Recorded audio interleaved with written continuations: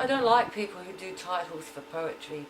I often don't have one because the poem speaks for itself and all of it's contained within. I mean, we refer to life as life. We don't break it down into subtitles. Though there'll be many chapters that you go through. I had the foolish notion that I would join a poetry group and meet fellow writers and exchange ideas, not give each other ideas, but enjoy talking with them and reading our poetry, until I found that poets are a huge group of ego, and it's very hard to contain many egos in the one room. And you get your very pretentious wanker-like poets, you'll get your garden variety poets, I hate to say that, but they're the type of people who should be writing verse, and now I sound like an intellect. Verse. Greeting cards. I don't mean that. Poetry is purely subconscious. It's in its purest form. The medium is so pure, it can't be judged. You cannot enter a poetry competition because it's not subject to, okay, that's good, that's nice, or bleh. It's actually subject to the prickles on your skin, to the, I get that, or shit, that really hurt, wow, I don't even want to contemplate that. It's the stuff that more than moves you. And we seek poets out for that reason. And because there's the elemental truth in a poet, can't be denied. And I'm a person who would not have ever contemplated doing something like this because I was so afraid that,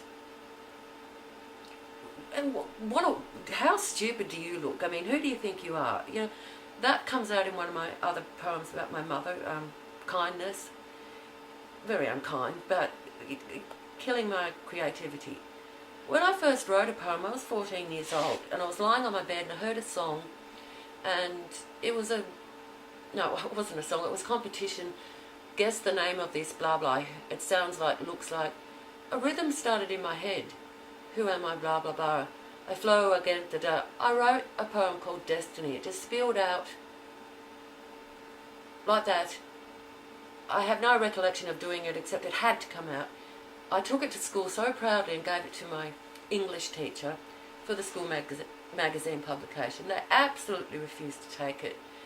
Asked me when did I write it, how did I write it, da da da. Basically, you're not capable of writing to this standard. You know, reinforcing my mother's bullshit. So, I, being 14, obviously, I backed down. I didn't have any self-esteem, and I just thought, well, okay, but can I finish this here?